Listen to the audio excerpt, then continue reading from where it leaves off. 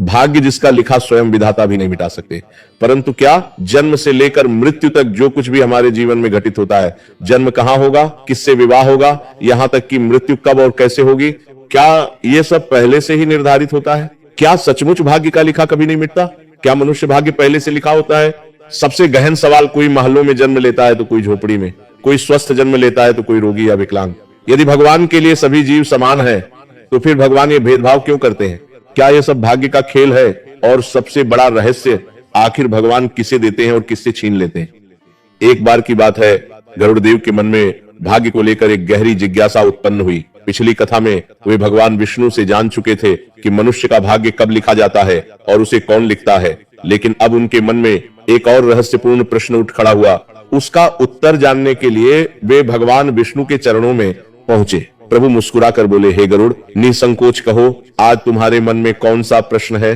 गरुड़ देव ने हाथ जोड़कर कहा, हे प्रभु, क्या वास्तव में भाग्य का लिखा कभी नहीं मिटता? क्या मनुष्य केवल इस जन्म के कर्मों का फल भोगता है या उसके पिछले जन्मों के अधूरे कर्म भी उसका पीछा करते हैं? यदि सभी जीव आपकी दृष्टि में समान है तो कोई सुखी और कोई दुखी क्यों होता है? कोई धन और सम्मान पाता है तो कोई अभाव और कष्ट। क्या ये सब भाग्य का खेल है? और आखिर भगवान आप किसे देते हैं और किससे छीन लेते हैं? भगवान विष्णु मुस्कुराए और बोले, हे गरुड़, तुम्हारा प्रश्न अत्यंत गूढ़ है। इसका उत्तर एक दिव्य कथा में छिपा है। इसे ध्यान पूर्वक अंत तक सुनना, क्योंकि गरुड़ पुराण की आधी अधूरी कथा छोड़ देना दुख का कारण बनता है। गरुड़ देव ने विनम्रता से कहा, हे प्रभु, मैं इस कथा को पूर्ण श्रद्धा और ध्यान से सुनूंगा। प्राचीन समय की बात है, नंदनपुर नामक एक छोटे से गांव में हरिया नाम का एक गरीब किसान अपनी पत्नी के साथ रहता था। उसकी आर्थिक स्थिति इतनी कमजोर थी कि कई बार 2 वक्त का भोजन जुटाना भी कठिन हो जाता था। फिर भी वह ईमानदारी और मेहनत से जीवन व्यतीत करता था। वर्षों बाद एक दिन उसके घर पुत्र का जन्म हुआ। बच्चे की किलकारी सुनते ही मानो उस छोटे से घर में खुशियों का सागर उमड़ पड़ा। पूरे गांव में यह समाचार फैल गया और हरिया के घर उत्सव जैसा वातावरण बन गया। उसी दिन एक सिद्ध और त्रिकालदर्शी महात्मा भिक्षा मांगते हुए उसके द्वार पर पहुंचे। किसान ने आदर पूर्वक उनका स्वागत किया और बोला, हे महात्मा, आज मेरे घर बड़ा शुभ अवसर है। वर्षों बाद मुझे पुत्र रत्न की प्राप्ति हुई है। कृपया भीतर पधार कर भोजन ग्रहण करे और मेरे पुत्र को अपना आशीर्वाद दे।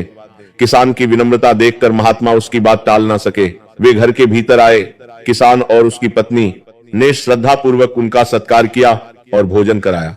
भोजन के पश्चात हरिया अपने नवजात पुत्र को गोद में लेकर महात्मा के पास पहुंचा और बोला, गुरुदेव, कृपा करके मेरे पुत्र को ऐसा आशीर्वाद दीजिए कि इसके जीवन में कभी कोई दुख या कष्ट ना आए। महात्मा मुस्कुराए और जैसे ही उन्होंने बालक को आशीर्वाद देने के लिए अपना हाथ आगे बढ़ाया, उनकी दृष्टि उसके दाएं हाथ पर बने एक विशेष नीले चिन्ह पर जा ठहरी। उस चिन्ह को देखते ही उनके चेहरे के भाव बदल गए और वे कुछ क्षणों के लिए गहरे विचार में डूब गए। कहा जाता है कि सिद्ध महात्मा केवल हस्त रेखाएं ही नहीं बल्कि ललाट की रेखाओं और आत्मा के तेज को देखकर भी भविष्य का आभास कर लेते हैं। उसी क्षण उन्होंने उस बालक के भाग्य में छिपे एक अद्भुत भविष्य की झलक देख ली थी। महात्मा को इस प्रकार चिंतित देखकर किसान घबरा गया। वो बोला, गुरुदेव, क्या बात है? कहीं मेरे पुत्र के भविष्य में कोई संकट तो नहीं? कृपया मुझे सच बताइए। महात्मा ने शांत स्वर में कहा, डरो मत बेटा, तुम्हारे पुत्र के भविष्य में कोई संकट नहीं, बल्कि इसके भाग्य में असाधारण योग लिखा हुआ है। इसके हाथ पर बना ये चिन्ह संकेत देता है कि यह बालक साधारण नहीं है। इसके भाग्य में राजयोग है। यह मात्र 16 वर्ष की आयु में एक बड़े राज्य का राजा बनेगा। दर्शकों, इस समय शायद आपके मन में भी यही प्रश्न उठ रहा होगा, क्या सचमुच एक गरीब किसान का बेटा राजा बन सकता है? और क्या मनुष्य का भाग्य पहले से ही निर्धारित होता है? लेकिन आगे नियति ऐसा खेल खेलने वाली थी जिसकी किसी ने कल्पना भी नहीं की थी। महात्मा की बात सुनकर किसान हैरान रह गया। उसने पूछा, गुरुदेव, मैं तो एक निर्धन किसान हूँ, मेरा पुत्र राजा कैसे बन सकता है? महात्मा मुस्कुराए और बोले, ईश्वर की सृष्टि में कुछ भी असंभव नहीं है।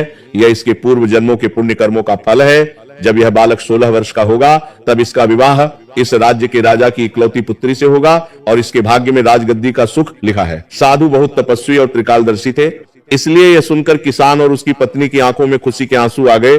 धीरे धीरे यह भविष्यवाणी पूरे क्षेत्र में फैल गई और दूर दूर से लोग उस बालक के दर्शन करने आने लगे, जिसके बारे में कहा जा रहा था कि एक दिन वही इस राज्य का राजा बनेगा।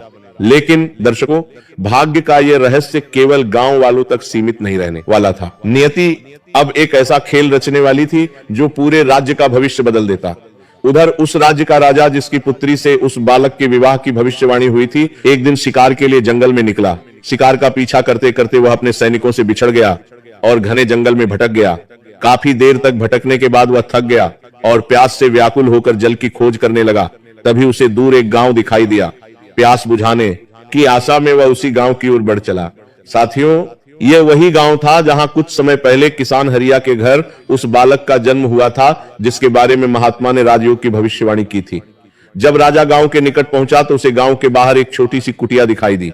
कुटिया के सामने एक तेजस्वी साधु ध्यानमग्न बैठे थे। राजा उनके पास पहुंचा, प्रणाम किया और विनम्र स्वर में बोला, हे महात्मा, मैं बहुत प्यासा हूं, यदि थोड़ा जल मिल जाए तो आपकी बड़ी कृपा होगी। साधु ने मुस्कुराकर कहा, राजन, कुछ क्षण प्रतीक्षा करो। इतना कहकर वे कुटिया के भीतर गए और थोड़ी देर बाद जल से भरा एक लोटा लेकर लौटे। राजा ने वह जल ग्रहण किया और अपनी प्यास बुझाई। जल पीने के बाद जैसे ही राजा आगे बढ़ने लगा, उसकी दृष्टि उन लोगों पर पड़ी जो समूह बनाकर किसी दिशा में जा रहे थे। यह देखकर राजा ने उत्सुकता से पूछा, गुरुदेव, इतने सारे लोग कहां जा रहे हैं? साधु ने उत्तर दिया, राजन, ये सभी उस किसान के घर जा रहे हैं जिसके यहाँ कुछ समय पहले एक पुत्र का जन्म हुआ है। राजा ने आश्चर्य से पूछा, लेकिन उस बालक में ऐसी क्या विशेषता है कि लोग उसके दर्शन करने जा रहे हैं? महात्मा ने गंभीर स्वर में कहा, उस बालक के हाथ पर एक दुर्लभ नीला चिन्ह है। वह चिन्ह संकेत देता है कि भविष्य में वही इस राज्य का राजा बनेगा। यह सुनते ही राजा हल्का सा हंस पड़ा। वह बोला, महात्मा जी, ये कैसे संभव है? इस राज्य का राजा तो मैं हूं। एक गरीब किसान का पुत्र भला राजा कैसे बन सकता है? महात्मा ने शांत भाव से उत्तर दिया, राजन, कोई मनुष्य किसी को राजा या भिखारी नहीं बनाता। यह सब नियति और कर्मों का खेल है। और सुनो, केवल राजा ही नहीं बनेगा। आज से 16 वर्ष बाद इस बालक का विवाह तुम्हारी इकलौती पुत्री से होगा। विवाह के बाद वही इस राज्य का उत्तराधिकारी बनेगा। महात्मा की बात सुनकर राजा चौंक पड़ा। वह तुरंत बोला, मेरी पुत्री, लेकिन मेरी तो कोई संतान ही नहीं है। फिर आपकी यह भविष्यवाणी कैसे सच हो सकती है? महात्मा मुस्कुराए और बोले, आज नहीं है, लेकिन आज से 1 वर्ष बाद तुम्हारी रानी एक कन्या को जन्म देगी। वही कन्या बड़ी होकर उस किसान के पुत्र की पत्नी बनेगी और वही विवाह इस भविष्यवाणी को पूर्ण करेगा। साथियों, महात्मा की यह बात सुनकर राजा के मन में एक साथ दो भाव उत्पन्न हुए। एक ओर वह प्रसन्न था क्योंकि वर्षों से संतान सुख से वंचित रहने के बाद उसे यह समाचार मिला था कि वह एक पुत्री का पिता बनने वाला है, लेकिन दूसरी ओर उसका अहंकार आहत हो गया था। वह सोचने लगा, एक साधारण किसान का बेटा मेरा दामाद बनेगा, मेरी पुत्री का विवाह किसी गरीब के घर होगा। नहीं, ऐसा कभी नहीं हो सकता। राजा के चेहरे पर क्रोध साफ दिखाई देने लगा। कुछ क्षण तक वह मौन खड़ा रहा, फिर दृढ़ स्वर में महात्मा से बोला। राजा क्रोध से भर उठा और बोला, महात्मा जी, क्या आपको सच में लगता है कि मैं अपनी राजकुमारी का विवाह एक साधारण किसान के बेटे से कर दूंगा? ये कभी नहीं हो सकता। महात्मा ने शांत स्वर में उत्तर दिया, राजन, जो उस बालक के भाग्य में लिखा जा चुका है उसे कोई नहीं मिटा सकता। विधाता का लिखा पत्थर की लकीर के समान होता है। उसे बदलने का सामर्थ्य किसी मनुष्य में नहीं होता।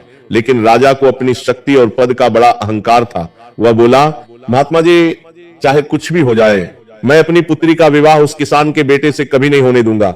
और जहां तक भाग्य की बात है, मैं स्वयं सिद्ध कर दूंगा कि मनुष्य चाहे तो विधाता का लिखा भी बदल सकता है। महात्मा केवल मुस्कुरा दिए, फिर बोले, ठीक है राजन, समय को आने दो, मैं भी देखूंगा और तुम भी देखोगे कि अंत में विजय भाग्य की होती है या अहंकार की। राजा ने प्रणाम किया और वहां से महल लौट आया। लेकिन उस दिन के बाद उसके मन में एक ही विचार घूमने लगा, ऐसा क्या करूं कि भविष्यवाणी कभी सच ही ना हो। पूरी रात वैसी चिंता में डूबा रहा। अंततः उसके मन में एक योजना आई। अगले ही दिन उसने ब्राह्मण का वेश धारण किया और उस गांव की ओर चल पड़ा जहां किसान हरिया रहता था। बाहर खड़े होकर उसने आवाज लगाई, कोई है? एक भूखा ब्राह्मण द्वार पर खड़ा है, कुछ दान मिल जाए तो बड़ी कृपा होगी। आवाज सुनकर किसान बाहर आया।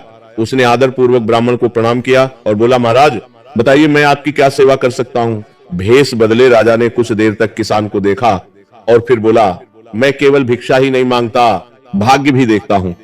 मुझे ऐसा प्रतीत हो रहा है कि तुम्हारे घर में हाल ही में एक पुत्र जन्मा है और उसके दाएं हाथ पर नीले रंग का एक विशेष चिन्ह भी है। यह सुनकर किसान आश्चर्यचकित रह गया। उसने कहा, हाँ महाराज, बिल्कुल ऐसा ही है। ब्राह्मण ने कहा, तो उस बालक को मेरे पास लेकर आओ। किसान तुरंत भीतर गया और अपने पुत्र को गोद में लेकर बाहर आ गया। राजा ने बच्चे को देखा और मन ही मन समझ गया कि यह वही बालक है जिसके बारे में भविष्यवाणी की गई थी। कुछ क्षण मौन रहने के बाद वह गंभीर स्वर में बोला, सुनो किसान, मैं जो कहने जा रहा हूं उसे ध्यान से सुनना। यदि ये बालक तुम्हारे पास रहा तो 16 वर्ष की आयु पूरी होते ही इसकी मृत्यु हो जाएगी। ये सुनते ही किसान के पैरों तले जमीन खिसक गई। ब्राह्मण आगे बोला, लेकिन यदि तुम इस बच्चे को किसी योग्य व्यक्ति को सौंप दोगे तो इसका जीवन बच जाएगा, और जब ये 16 वर्ष का हो जाएगा तब वो व्यक्ति इसे सुरक्षित तुम्हें वापस लौटा देगा। किसान की आंखों में आंसू आ गए। वह बोला, महाराज, यह मेरा इकलौता पुत्र है, मैं इसे अपने से कैसे दूर कर दूं? ब्राह्मण ने शांत स्वर में कहा, मैं इसे हमेशा के लिए नहीं मांग रहा, केवल इसके जीवन की रक्षा के लिए कुछ वर्षों तक अपने साथ रखना चाहता हूं। समय आने पर मैं इसे तुम्हें वापस सौंप दूंगा। सीधे साधे किसान को उसकी बातों में सच्चाई दिखाई दी। उसने अपनी पत्नी को सारी बात बताई। यह सुनकर वह रो पड़ी और पहले तो बच्चे को देने से मना कर दिया, लेकिन जब उसे समझाया गया कि इससे पुत्र का जीवन बच सकता है तो भारी मन से वह भी तैयार हो गई। कुछ देर बाद दोनों अपने नवजात पुत्र को गोद में लेकर बाहर आए। उनकी आंखें नम थी। बच्चे को ब्राह्मण की ओर बढ़ाते हुए उन्होंने कहा, हे ब्राह्मण देव, हम अपना पुत्र आपको सौंपने के लिए तैयार हैं, लेकिन हमारी एक शर्त है। जब ब्राह्मण बने राजा ने किसान दंपत्ति की शर्त पूछी तो किसान की पत्नी आंसू भरी आंखों से बोली, महाराज, हमारी केवल एक ही शर्त है, जब मेरा पुत्र 16 वर्ष का हो जाए तब आप उसे सकुशल हमें वापस लौटा देंगे। राजा ने तुरंत हामी भरते हुए कहा, मुझे तुम्हारी शर्त मंजूर है। मैं वचन देता हूं कि समय आने पर तुम्हारा पुत्र तुम्हें अवश्य वापस मिलेगा। भारी मन से मां बाप ने अपने कलेजे के टुकड़े को ब्राह्मण के हाथों में सौंप दिया। उन्हें क्या पता था कि जिसके हाथों में वे अपने पुत्र का भविष्य दे रहे हैं वह कोई साधारण ब्राह्मण नहीं बल्कि स्वयं राजा था, और उसके मन में कुछ और ही योजना चल रही थी। बच्चे को लेकर राजा वहां से निकल पड़ा। उसके मन में संतोष था कि उसने भविष्यवाणी को असफल करने की दिशा में पहला कदम उठा लिया है। कुछ दूर एक सुनसान नदी किनारे पहुंचकर उसके मन में एक भयानक विचार आया। उसने सोचा, यदि मैं अभी इस बालक को मार दूं तो सारी समस्या हमेशा के लिए समाप्त हो जाएगी। लेकिन जैसे ही उसकी नजर उस मासूम शिशु पर पड़ी, उसके हाथ कांप उठे। बच्चा निश्चिंत होकर मुस्कुरा रहा था। उसी क्षण उसकी अंतरात्मा ने उसे धिक्कारा। इस निर्दोष बालक ने तुम्हारा क्या बिगाड़ा है? क्या केवल अपने अहंकार के लिए तुम इसकी हत्या करोगे? राजा चाहकर भी ऐसा ना कर सका। तब उसने एक मजबूत लकड़ी का संदूक बनवाया, उसमें हवा आने जाने की व्यवस्था करवाई और बालक को उसमें रखकर नदी की धारा में बहा दिया। संदूक धीरे धीरे दूर जाता रहा और राजा यह सोचकर लौट गया कि अब भविष्यवाणी कभी सच नहीं होगी, लेकिन मनुष्य योजनाएं बनाता है और नियति मुस्कुराती है। नदी की लहरों पर बहता हुआ वह संदूक कई कोस दूर एक दूसरे नगर के किनारे जा पहुंचा। उसी नगर में मानो सेठ नाम का एक धनवान व्यापारी रहता था। वह प्रतिदिन प्रातः काल नदी में स्नान करने आता था।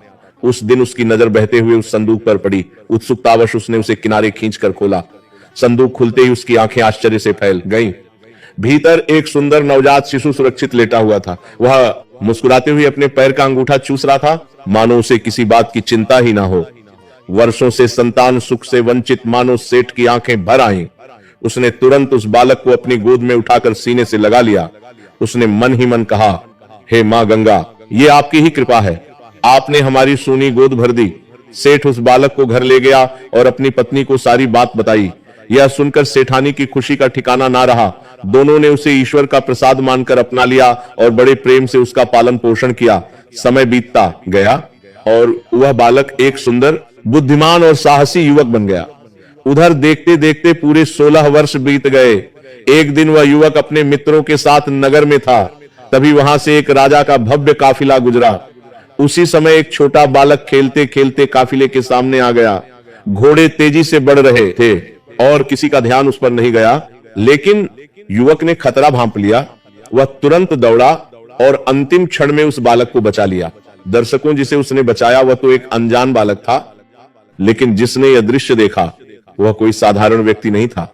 वह वही राजा था जिसने 16 वर्ष पहले उसे नदी में बहा दिया था और अब नियति दोनों को फिर से आमने सामने लाने जा रही थी।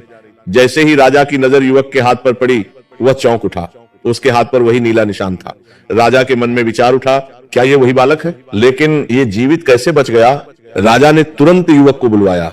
उसकी बहादुरी की प्रशंसा करने के बाद उसने उसके परिवार के बारे में पूछा। युवक ने बताया कि वह मानो सेठ का पुत्र है।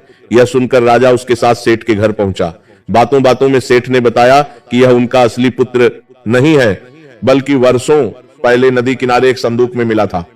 ये सुनते ही राजा समझ गया कि नियति ने उस बालक को बचा लिया था। कुछ देर सोचने के बाद राजा के मन में एक नई योजना आई। उसने सेठ से कहा, आपका पुत्र साहसी और योग्य है, यदि आप अनुमति दें तो मैं इसे अपने महल में सेवा का अवसर देना चाहता हूं। सेठ ने प्रसन्न होकर अनुमति दे दी। तब राजा ने एक पत्र लिखा, उस पर अपनी राजमुद्रा लगाई और युवक को देते हुए कहा, इसे मेरी महारानी को दे देना, वह तुम्हें उचित कार्य सौंप देंगी। युवक पत्र लेकर राजा के राज्य की ओर चल पड़ा। लेकिन मित्रों, नियति ने उसके लिए एक और मोड़ तैयार कर रखा था। रास्ते में वह एक घने जंगल में भटक गया। सूर्य अस्त हो चुका था और चारों ओर अंधेरा फैलने लगा था। तभी युवक को दूर एक टूटी फूटी झोपड़ी दिखाई दी। उसने सोचा कि रात यहीं बिताना उचित रहेगा। लेकिन जैसे ही वह भीतर पहुंचा, उसका आश्चर्य का ठिकाना नहीं रहा। बाहर से साधारण दिखने वाली उस झोपड़ी के भीतर एक बड़ा रहस्य छिपा था। वहां नीचे जाने के लिए पत्थरों की सीढ़ियां बनी थीं। उत्सुकतावश जब वह नीचे उतरा तो उसकी आंखें आश्चर्य से फैल गईं। नीचे एक भव्य महल था। महल में एक वृद्धा भोजन बना रही थी। युवक ने उसे प्रणाम किया और रास्ता भटकने से लेकर वहां तक पहुंचने की पूरी बात बताकर एक रात ठहरने की अनुमति मांगी। वृद्धा बोली, बेटा मुझे कोई आपत्ति नहीं, लेकिन यह डाकुओं का गुप्त अड्डा है। यदि उन्हें तुम्हारे बारे में पता चल गया तो वे तुम्हें जीवित नहीं छोड़ेंगे। युवक ने विनम्रता से कहा, मैया, बाहर घना जंगल है और मैं रास्ता भटक चुका हूं। इस समय मेरी रक्षा केवल आप ही कर सकती हैं।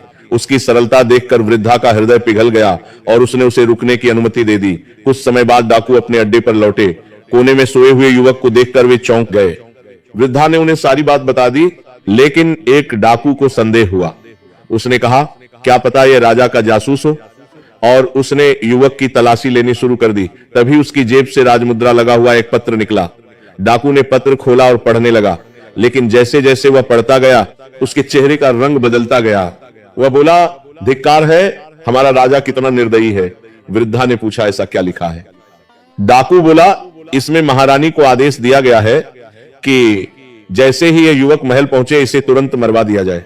यह सुनकर वृद्धा का हृदय द्रवित हो उठा। उसने युवक की ओर देखा और बोली, कैसा अन्याय है, जिसके हाथों पत्र भिजवाया जा रहा है उसी की मृत्यु का आदेश भी उसी में लिखा है। कुछ देर सोचने के बाद वृद्धा बोली, नहीं, इस बालक को बचाना होगा। शायद ईश्वर ने इसे किसी कारण से यहां भेजा है। फिर उसने डाकुओं से कहा, इस पत्र को बदल दो। डाकुओं ने पूछा, क्या लिखे? वृद्धा बोली, लिखो कि यह युवक अत्यंत योग्य, बुद्धिमान और सदाचारी है। मैंने इसे अपनी पुत्री के लिए चुना है, अतः मेरे लौटने से पहले राजकुमारी का विवाह इसी युवक से कर दिया जाए। डाकुओं को भी उसकी बात उचित लगी। उन्होंने नया पत्र तैयार किया, उस पर सावधानी से राजा की मुहर लगाई और युवक की जेब में वापस रख दिया।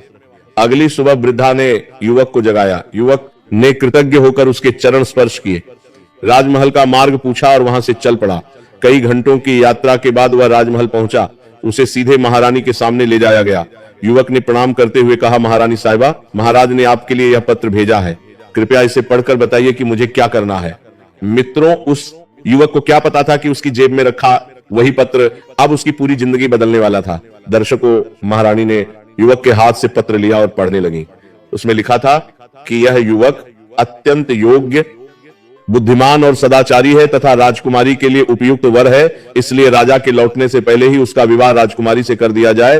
पत्र पढ़कर महारानी अवश्य आश्चर्यचकित हुई, लेकिन डाकुओं ने राजा की राजमुद्रा और हस्ताक्षर इतनी कुशलता और सफाई से अंकित किए थे कि उन्हें किसी प्रकार का संदेह नहीं हुआ। उन्हें पूरा विश्वास था कि यह पत्र स्वयं राजा द्वारा ही भेजा गया है। इसलिए उन्होंने बिना विलंब किए राजपुरोहित को बुलवाया और शुभ मुहूर्त में राजकुमारी का विवाह उस युवक के साथ करवा दिया। देखते ही देखते वह साधारण युवक राजपरिवार का दामाद बन गया। उधर राजा अपना कार्य समाप्त करके लौट रहा था। उसे पूरा विश्वास था कि अब तक युवक की मृत्यु हो चुकी होगी और साधु की भविष्यवाणी असत्य सिद्ध हो गई होगी। लेकिन महल पहुंचते ही उसके होश उड़ गए। जिस युवक को वह मृत्यु के मुख में भेज चुका था वही उसके महल में सम्मान के साथ बैठा था। इतना ही नहीं, उसका विवाह राजकुमारी से भी हो चुका था। यह जानकर राजा क्रोध से भर उठा। वह महारानी के पास पहुंचा और बोला, मैंने उसे मरवाने का आदेश दिया था, फिर उसका विवाह कैसे हो गया? महारानी ने शांत स्वर में उत्तर दिया, महाराज, मैंने तो वही किया जो आपके पत्र में लिखा था। राजा ने तुरंत पत्र मंगवाया। जब उसने पत्र पढ़ा तो उसके पैरों तले जमीन खिसक गई। उसमें लिखा संदेश पूरी तरह बदल चुका था। क्रोध में उसने सैनिकों को आदेश दिया कि युवक को तुरंत दरबार में प्रस्तुत किया जाए। युवक के आते ही राजा ने तलवार निकाल ली और गरज कर बोला, एक गरीब किसान का पुत्र होकर तुमने राजकुमारी से विवाह करने का साहस कैसे किया? आज तुम्हें इसका दंड मिलेगा। युवक घबरा कर बोला, महाराज, मैंने कोई अपराध नहीं किया। मैं तो स्वयं को एक सेठ का पुत्र मानता हूं। आखिर मेरी गलती क्या है? लेकिन राजा कुछ सुनने को तैयार नहीं था। तभी राजकुमारी उसके सामने आकर खड़ी हो गई और बोली, पिताजी, यदि इन्हें मारना है तो पहले मुझे मारना होगा। पूरा दरबार स्तब्ध रह गया। उसी समय एक सैनिक दौड़ता हुआ आया और बोला, महाराज, एक सिद्ध महात्मा आपसे मिलना चाहते हैं। राजा ने उन्हें तुरंत अंदर बुलवाया। कुछ ही क्षणों बाद महात्मा दरबार में पहुंचे। राजा ने उनका सम्मान किया, लेकिन महात्मा मुस्कुराकर बोले, राजन, लगता है आपने मुझे पहचाना नहीं। मैं वही साधु हूं जिससे तुम 16 वर्ष पहले जंगल में मिले थे, वही जिसने तुम्हें बताया था कि एक गरीब किसान का पुत्र एक दिन तुम्हारा दामाद बनेगा और इस राज्य का राजा बनेगा। ये सुनते ही राजा स्तब्ध रह गया। महात्मा आगे बोले, तुमने उसे उसके माता पिता से दूर किया, नदी में बहाया, मृत्यु का आदेश लिखा, बार बार नियति को बदलने का प्रयास किया, लेकिन क्या हुआ? अंत में वही हुआ जो विधाता ने पहले ही लिख दिया था। दरबार में सन्नाटा छा गया। राजा की आंखें झुक गईं। उसका अहंकार चूर चूर हो चुका था।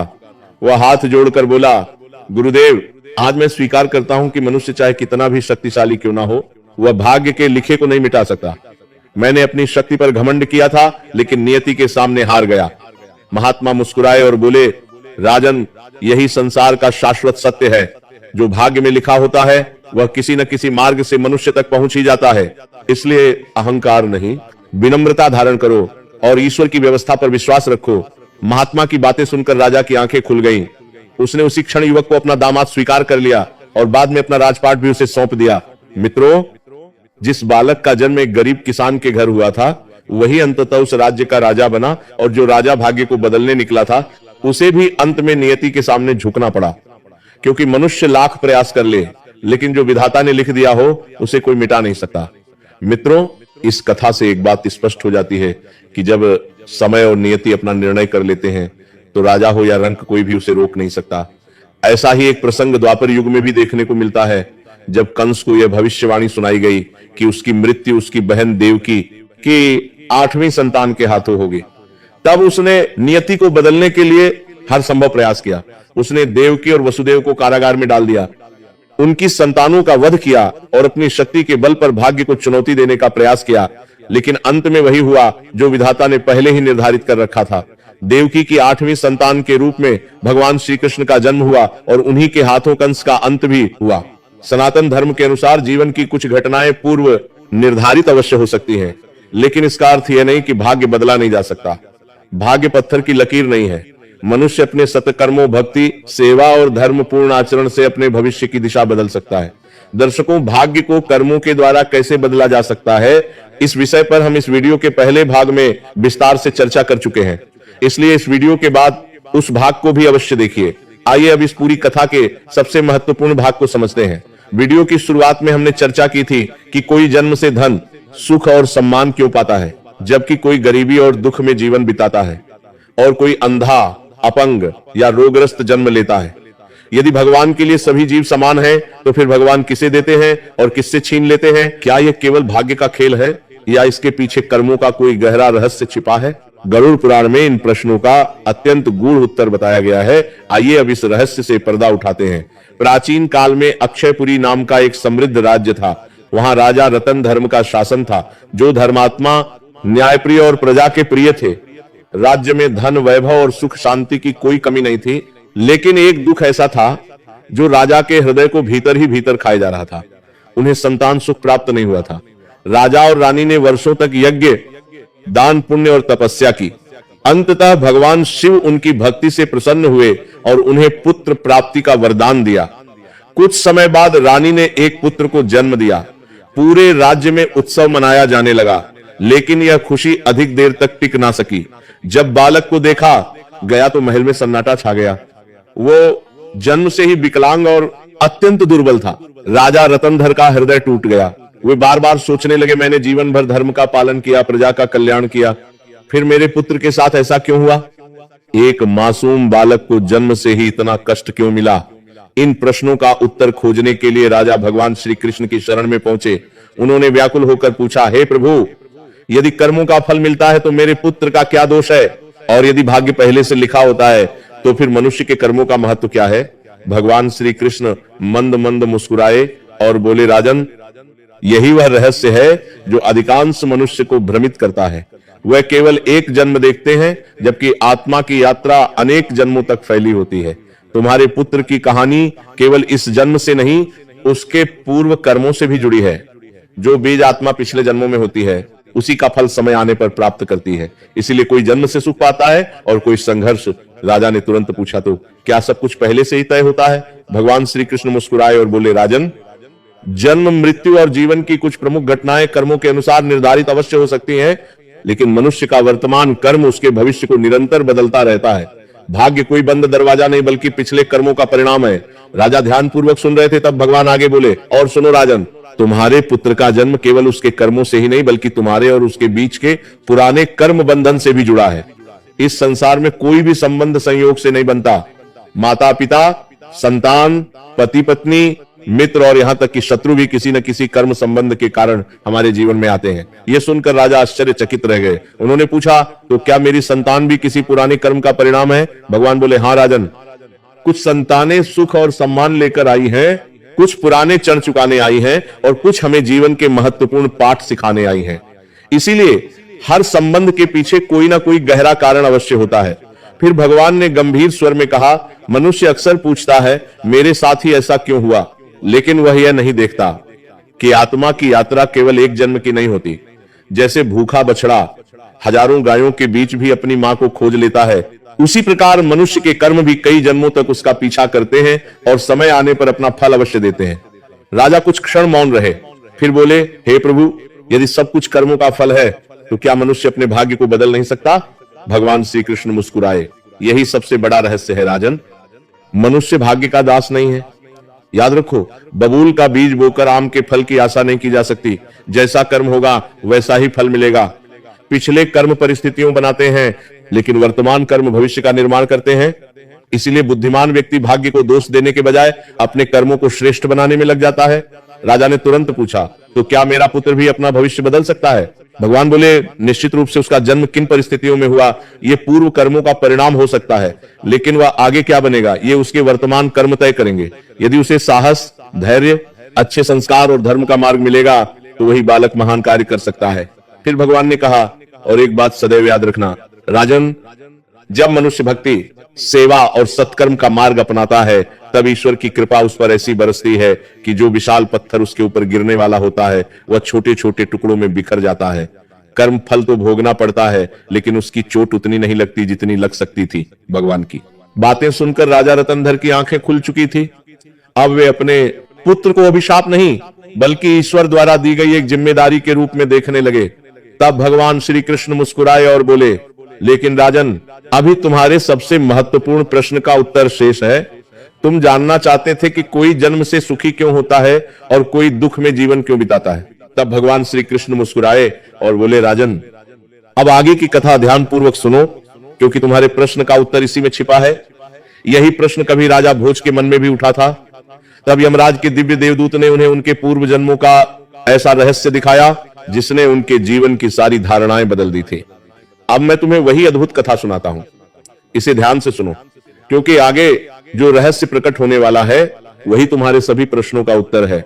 बहुत प्राचीन समय की बात है। उज्जैन नगरी में राजा भोज का शासन था। उनके पास अपार धन, वैभव और सम्मान था। दूर दूर तक उनकी समृद्धि की चर्चा होती थी। लेकिन जब वे अपने राज्य में गरीब, रोगी और विकलांग लोगों को देखते तो उनके मन में एक प्रश्न बार बार उठता, मैंने ऐसे कौन से कर्म किए कि मुझे राजपाट और सुख मिला, और इन लोगों ने ऐसे कौन से कर्म किया कि इन्हें दुख, अभाव और कष्टों से भरा जीवन मिला। विशेषकर एक जन्म से अंधे भिखारी को देखकर उनका मन विचलित हो उठता। वे सोचते, यदि ईश्वर के लिए सभी जीव समान है, तो कोई महल्लों में और कोई फुटपाथ पर क्यों जन्म लेता है। एक रात इसी चिंता में डूबे राजा भोज के सामने एक दिव्य पुरुष प्रकट हुए। उन्होंने कहा, राजन, यदि तुम अपने प्रश्नों का उत्तर जानना चाहते हो तो मेरे साथ चलो। आज मैं तुम्हें कर्म और भाग्य का ऐसा रहस्य दिखाऊंगा जिसके बाद तुम्हारे सभी संदेह समाप्त हो जाएंगे। इतना कहकर देवदूत ने अपना हाथ राजा भोज की आंखों पर रखा और अगले ही क्षण समय का पहिया सैकड़ों वर्ष पीछे घूमने लगा। राजा ने पहले देखा, एक छोटे से गांव में दयानाथ नाम का एक गरीब किसान रहता था। उसके पास धन दौलत तो नहीं थी, लेकिन पूरे गांव में उससे अधिक सम्मानित कोई नहीं था। कारण उसका धन नहीं, बल्कि उसके सत्कर्म थे।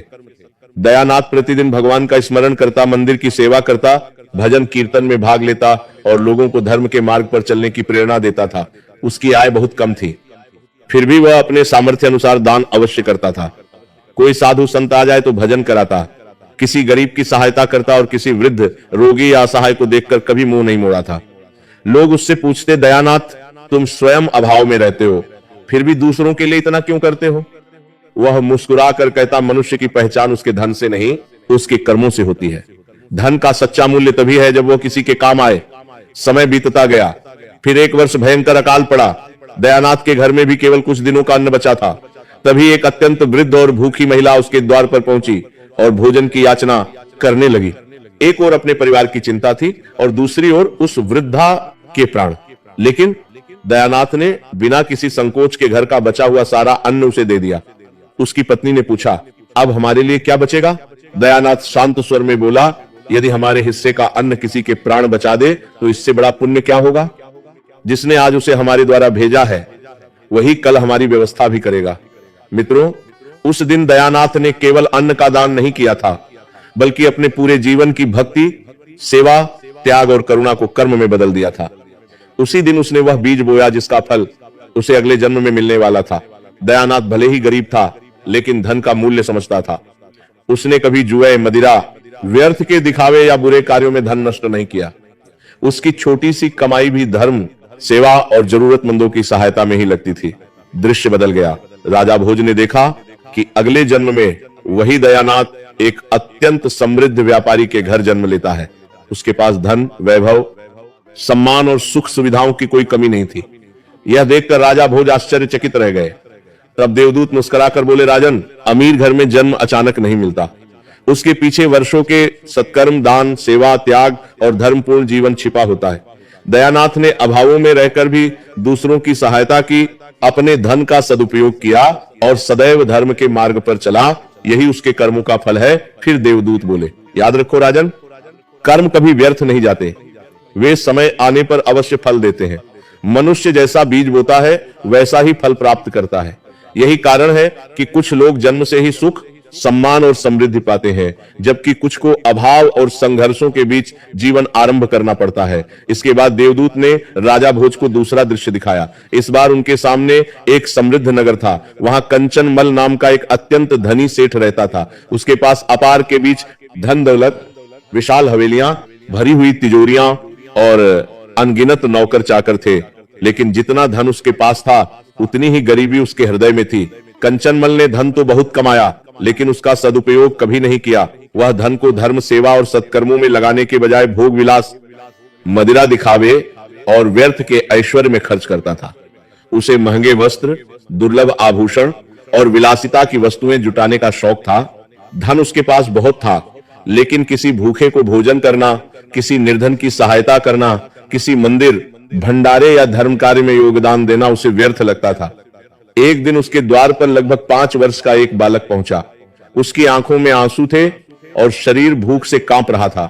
उसने हाथ जोड़कर कहा, सेठ जी, मेरी मां बहुत बीमार है, हम 2 दिन से भूखे हैं, कृपया करके थोड़ा अन्न दे दीजिए। लेकिन कंचनमल का हृदय नहीं पसीजा। वह क्रोध से बोला, मैंने क्या पूरे नगर का ठेका ले रखा है? इसे यहां से भाग दो। नौकरों ने उसे बालक को धक्के देकर वहां से भगा दिया। कहते हैं उसी रात उसकी बीमार मां ने भी प्राण त्याग दिए। दर्शकों, यह केवल एक घटना नहीं थी। कंचनमल का पूरा जीवन लगभग ऐसा ही था। वह धन को पानी की तरह बहता था, लेकिन कभी धर्म के मार्ग में एक बूंद भी नहीं बहाता था। उसके द्वार पर उत्सव होते थे, लेकिन किसी भूखे का पेट नहीं भरता था। उसकी तिजोरियां भरती जा रही थी, लेकिन उसके पुण्य का खाता खाली था। समय बीतता गया और एक दिन उसकी मृत्यु भी आ गई। उस समय उसके पास अथाह धन था, लेकिन ऐसा कोई नहीं था जो सच्चे मन से उसके लिए आंसू बहाता। दृश्य फिर बदला। राजा भोज ने देखा कि अगले जन्म में वही कंचनमल एक अत्यंत गरीब परिवार में जन्म लेता है। बचपन से ही अभाव, संघर्ष और कठिनाइयां उसका पीछा करती रही। वह दिन रात मेहनत करता, फिर भी जीवन केवल 2 वक्त की रोटी तक सीमित था। यह देखकर राजा भोज गंभीर हो गए। तब देवदूत बोले, राजन, इसे दंड मत समझो, इसे शिक्षा समझो। पिछले जन्म में इसे धन मिला था, लेकिन उसने धन का सम्मान नहीं किया। उसने उसे धर्म, सेवा और परोपकार में लगाने के बजाय केवल अपने सुखों पर खर्च किया। उसने कभी दूसरों की पीड़ा नहीं समझी।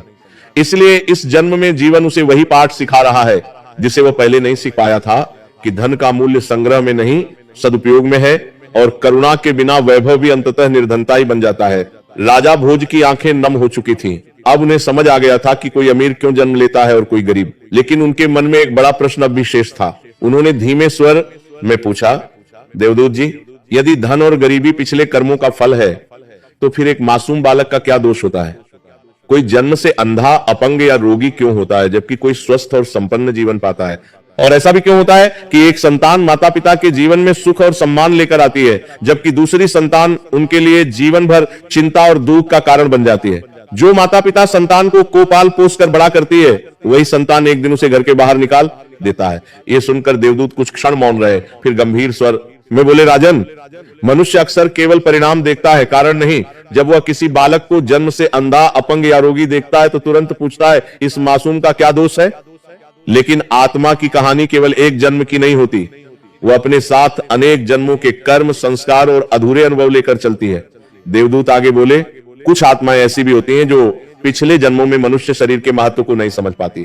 यह दुर्लभ देह ईश्वर की अमूल्य देन है, लेकिन वे इसे नशे, दुर्व्यसनों, हिंसा, आलस्य या अन्य बुरे कर्मों में नष्ट कर देती हैं। कुछ तो अपने ही शरीर का सम्मान किए बिना जीवन समाप्त करने का प्रयास भी कर बैठती हैं। तब अगले जन्म में जीवन उन्हें ऐसे अनुभवों से गुजरता है जिनसे वे समझ सकें कि स्वस्थ शरीर कितना बड़ा वरदान है और उसकी वास्तविक कीमत क्या है। फिर देवदूत बोले, और जहां तक संतान का प्रश्न है, उसे केवल पुत्र या पुत्री समझने की भूल मत करना। कई बार संतान हमारे जीवन में सुख, प्रेम और सहारा बनकर आती है, तो कई बार हमें कोई महत्वपूर्ण सीख देने। यही कारण है कि एक संतान माता पिता का गौरव बनती है, जबकि दूसरी उनके लिए चिंता और दुख का कारण बन जाती है। शास्त्रों में कहा गया है कि कर्मों का लेखा जोखा केवल एक जन्म तक सीमित नहीं रहता। कई बार जो व्यक्ति अपने माता पिता की उपेक्षा करता है, उनका अनादर करता है या उन्हें दुख पहुंचता है, वही कर्मफल किसी न किसी रूप में उसके पास लौट कर आता है। तब उसे भी संतान के प्रेम, सम्मान और सेवा से वंचित होना पड़ सकता है। यही कारण है कि कुछ माता पिता को अपने बच्चों से अपार प्रेम मिलता है, जबकि कुछ को जीवन के अंतिम समय में अकेलेपन और उपेक्षा का सामना करना पड़ता है। इसके बाद देवदूत ने कहा, लेकिन राजन, हर कष्ट केवल दंड नहीं होता, कई बार वह आत्मा के विकास का साधन भी होता है। जैसे साधारण विद्यार्थी को साधारण परीक्षा दी जाती है, लेकिन जो अधिक सक्षम होता है उसे कठिन परीक्षा दी जाती है। उसी प्रकार कुछ आत्माएं ऐसे जीवन में जन्म लेती हैं जहां संघर्ष अधिक होता है, ताकि वे धैर्य, साहस और आत्मबल के उच्चतम स्तर को प्राप्त कर सकें। राजा ने पूछा, तो क्या जन्म से विकलांग या दुख झेलने वाले लोग अभागे नहीं होते? देवदूत मुस्कुराए और बोले, नहीं राजन, वे अभागे नहीं होते। कई बार वे हम सबसे अधिक साहसी होते हैं। जो पीड़ा सहते हैं उसकी कल्पना भी सामान्य मनुष्य नहीं कर सकता। और जो माता पिता, भाई बहन या परिवार उनकी सेवा करते हैं, वे भी अदृश्य रूप से महान पुण्य अर्जित करते हैं। देवदूत बोले, राजन, आज तुमने देख लिया कि भगवान किसी से कुछ छीनते नहीं और किसी को बिना कारण कुछ देते भी नहीं। मनुष्य जो बोता है वही किसी न किसी जन्म में काटता है। ईश्वर केवल कर्मों का न्याय करते हैं। दर्शकों, इस संसार से जाते समय न धन साथ जाता है, न वैभव और न ही पद प्रतिष्ठा। आत्मा के साथ केवल उसके कर्म जाते हैं और वही आगे चलकर उसके भाग्य का निर्माण करते हैं। और याद रखिए, चाहे भाग्य पहले से लिखा गया हो, फिर भी कर्म ही वह शक्ति है जिनके द्वारा मनुष्य अपने भविष्य की दिशा बदल सकता है। भगवान की भक्ति, सत्कर्म, सेवा और धर्म के मार्ग पर चलकर मनुष्य अपने जीवन में आने वाले अनेक कष्टों को कम कर सकता है। इसलिए भाग्य से मत डरिए, अपने कर्मों को श्रेष्ठ बनाइए, क्योंकि आज के कर्म ही कल का भाग्य लिखते हैं।